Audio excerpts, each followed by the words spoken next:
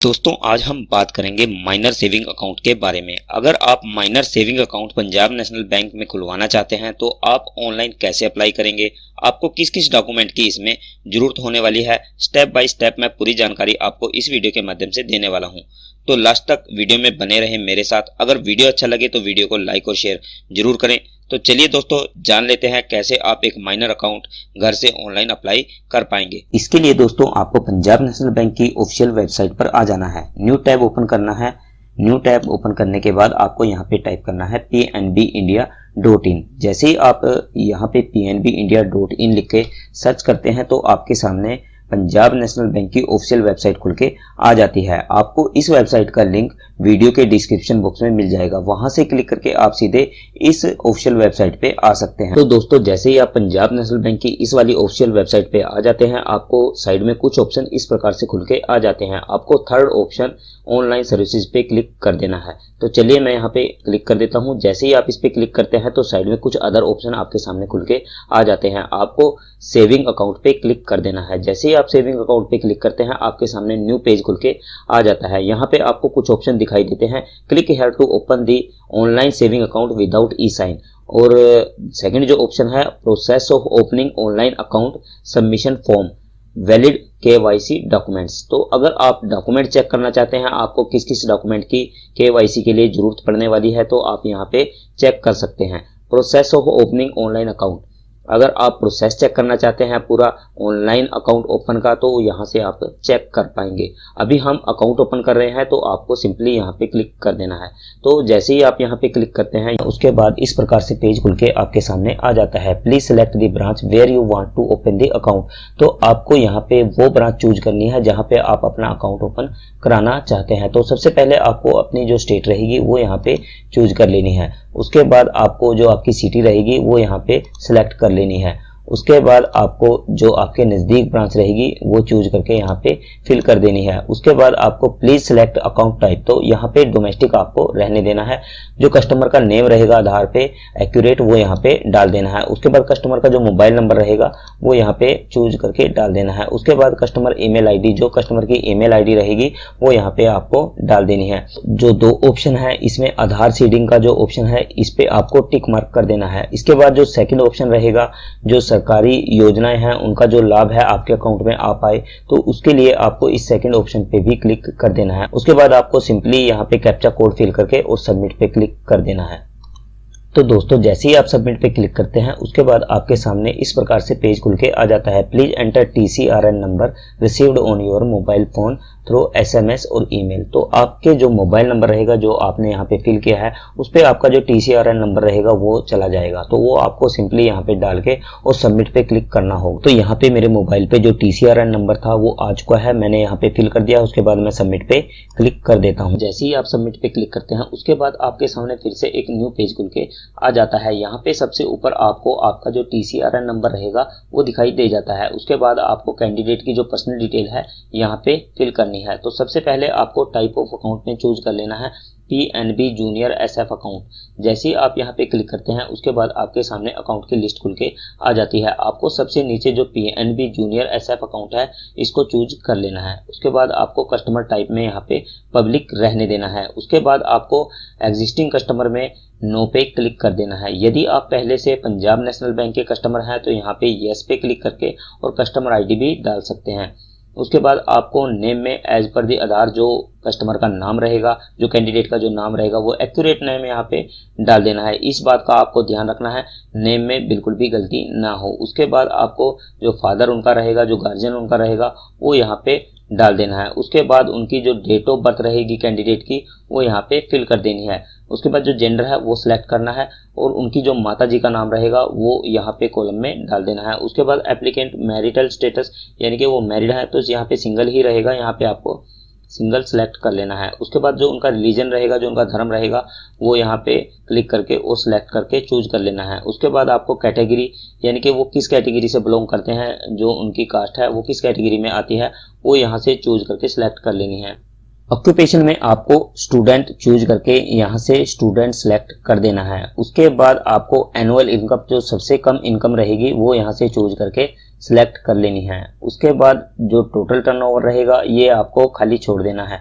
Pan number, यदि आपका pan number बना हुआ है तो आप यहाँ पे डाल देंगे, अदरवाइज इसको खाली छोड़ देंगे। यूआईडी नंबर में आप अपना जो आधार नंबर रहेगा वो यहाँ पे डाल सकते हैं। नेशनलिटी में आप इंडिया सिलेक्ट कर लेंगे। उसके बाद रेजिडेंशियल जो स्टेटस रहेगा, रेजिडेंशियल इंडिविजुअल यहाँ पे आपको सिलेक्ट कर लेना है। उसके बाद मेड ऑफ ऑपरेशन यहाँ पे आपको सेल्फ सिलेक्ट कर लेना है। Maiden name for married women और स्पाउस नेम इफ मैरिड, ये दोनों जो ऑप्शन रहेंगे ये दोनों आपको खाली छोड़ देने हैं। उसके बाद कोरस्पोंडेंस एड्रेस में आपको house, flat number, building name, यहाँ पे आपको अपना जो कंप्लीट एड्रेस है वो यहाँ पे डाल देना है। उसके बाद जो ईमेल आईडी रहेगी और मोबाइल नंबर वो ऑटो फिल होके आपकी आ जाएगी। उसके बाद आपको जो परमानेंट एड्रेस है इसके नीचे आपको यहाँ पे एक बॉक्स दिखाई देगा, यहाँ पे आपको टिक मार्क कर देना है। जैसे ही आप टिक मार्क करेंगे तो आपका जो ऊपर एड्रेस रहेगा वो ऑटो फिल हो जाएगा। उसके बाद आइडेंटिफिकेशन डिटेल में आपको आपकी जो आइडेंटिफिकेशन जो प्रूफ है वो यहाँ पे सिलेक्ट कर लेंगे। यहाँ पे दो ऑप्शन आपके सामने आएंगे, आधार कार्ड, आधार एनरोलमेंट डॉक्यूमेंट। तो जो आपके पास डॉक्यूमेंट रहेगा वो सिलेक्ट करके यहाँ पे आपको फिल कर देना है। उसके बाद जो उसका नंबर रहेगा वो निचले वाले कॉलम में आपको डाल देना है। आईडी प्रूफ एक्सपायरी डेट आपको नीचे चाहे तो डाल सकते हैं, अदरवाइज इसको छोड़ सकते हैं। एड्रेस प्रूफ में आप यहाँ पे जो एड्रेस प्रूफ रहेगा, electricity bill, voter ID card तो बना हुआ नहीं होता है स्टूडेंट का। अगर आप यहाँ पे आधार नंबर या फिर जो इलेक्ट्रिसिटी बिल है या टेलीफोन बिल है जो माता पिता के नाम पे रहेगा वो यहाँ पे डाल सकते हैं। उसके बाद एड्रेस आईडी नंबर यहाँ पे आपको डाल देनी है। एड्रेस प्रूफ एक्सपायरी डेट अगर चाहें तो आप डाल सकते हैं, अदरवाइज इसको छोड़ सकते हैं। उसके बाद आप सेव एंड प्रोसीड पे क्लिक कर देंगे। जैसे ही आप नेक्स्ट पेज पे आते हैं, यहाँ पे आपको जो आपका TCRN नंबर रहेगा वो सबसे ऊपर आपको दिखाई दे जाता है। उसके बाद जो माइनर डिटेल है वो आपको यहाँ पे फिल करनी है। तो सबसे पहले आपको weather the customer is minor, तो यहाँ पे यस पे आपको क्लिक कर देना है। माइनर गार्डियन नेम यहाँ पे आपको फिल कर देना है। अगर उनके पिताजी हैं तो पिताजी का नाम, उनकी माताजी हैं या माताजी का नाम, अगर कोई और गार्डियन उनका है तो उसका नाम यहाँ पे डाल देना है। उसके बाद उनका रिलेशन यहाँ पे सिलेक्ट कर लेना है। अगर उनके माताजी हैं तो मदर, और अगर पिताजी हैं तो फादर, और यदि इनमें से कोई भी नहीं है, इससे अलग कोई है तो अदर सेलेक्ट कर देंगे। उसके बाद उनका जो कंप्लीट एड्रेस है उसके बाद यहाँ पे गार्डियन का डाल देना है। नॉमिनेशन डिटेल, यहाँ पे नॉमिनी की जो डिटेल रहेगी वो यहाँ पे डाल देनी है। उसके बाद नॉमिनी नेम यहाँ पे डालना है। रिलेशनशिप उनके साथ क्या है वो यहाँ पे सिलेक्ट कर लेना है। उसके बाद जो उनका कंप्लीट एड्रेस रहेगा वो यहाँ पे डाल देना है। जो उनकी डेट ऑफ बर्थ है और रिलेशनशिप है या स्टेट, सिटी और पिन कोड, पूरा एड्रेस यहाँ पे डाल देना है। उसके बाद service require, mark check box for required service, यानी कि जो भी आपको सर्विस चाहिए, यहाँ पे टोटली 2 ही सर्विस हैं। अगर आपको चेकबुक चाहिए तो आप यहाँ पे टिक मार्क करेंगे, अदरवाइज यहाँ पे आप ब्लैक भी छोड़ सकते हैं। और जो ऑटो फिल है यहाँ पे SMS अलर्ट, वो ऑटो यहाँ पे रहेगा, उसको आप बदल नहीं सकते। तो यहाँ पे आप चेकबुक पे टिक मार्क कर देंगे। उसके बाद आगे बढ़ जाएंगे। उसके बाद यहाँ पे आपसे पूछा जाएगा are you tax residence of any country other than India. यदि आप इंडिया से बाहर किसी कंट्री से टैक्स पेयर हैं तो आप यहाँ यस करेंगे और अदरवाइज नो करेंगे। तो आपको यहाँ स्टूडेंट हैं तो आपको यहाँ नो ही सिलेक्ट करना है। उसके बाद आपको जो नीचे जो कॉलम रहेंगे यहाँ पे कुछ भी नहीं करना है, ये आपको बिल्कुल खाली छोड़ देने हैं। उसके बाद सेव एंड प्रोसीड पे क्लिक कर देना है। जैसे ही सेव एंड प्रोसीड पे क्लिक करते हैं उसके बाद हमारे सामने इस प्रकार से मैसेज खुल के आ जाता है। The form is submitted successfully, your account is ready to open, please go to the branch selected in the application form within 7 days along with temporary customer reference number TCRN, photo ID proof and address proof in original and copies contact number of selected branch is, ये number है जो branch का है जो last में दिया गया है। और आपको जो TCRN नंबर जो शुरू से आप लेके चल रहे हैं उस नंबर के साथ में आपको जो फोटो है वो और आईडी प्रूफ, एड्रेस प्रूफ के साथ में जो अपनी ब्रांच है उसमें लेकर के जाना है और उसके बाद जो आपका अकाउंट है वो ओपन हो जाता है। तो दोस्तों आप जैसे ही इसको ऑनलाइन अप्लाई करते हैं उसके बाद जो TCRN नंबर है वो आपके मोबाइल पे आ जाता है और आपको ज़्यादा परेशानी नहीं होती है जब आप ब्रांच में जाते हैं, क्योंकि आप TCRN नंबर लेने के बाद जो टोटल डिटेल है वो लगभग अपनी फिल कर देते हैं। और कई बार क्या होता है, जब हम ब्रांच में जाते हैं तो अकाउंट आसानी से ओपन नहीं होता है।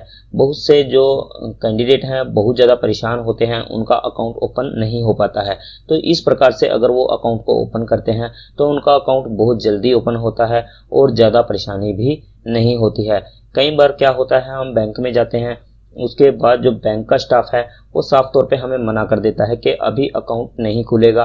तो ऐसे करके बहुत सारी परेशानियां हमारे सामने आती रहती हैं। तो आप इस प्रकार से अगर अप्लाई करते हैं, उसके बाद जो आपका अकाउंट है वो ओपन होने में बहुत ज़्यादा आसानी हो जाती है और आपको वो जवाब भी नहीं दे पाएंगे। तो दोस्तों, इस प्रकार से आप ऑनलाइन अपना जो अकाउंट है वो ओपन कर पाएंगे, आपका जो माइनर अकाउंट है वो ओपन हो जाएगा। तो दोस्तों, अभी तक के लिए इतना ही। फिर मिलता हूँ एक नई वीडियो नई जानकारी में। तब तक के लिए जय हिंद, जय भारत, वंदे मातरम।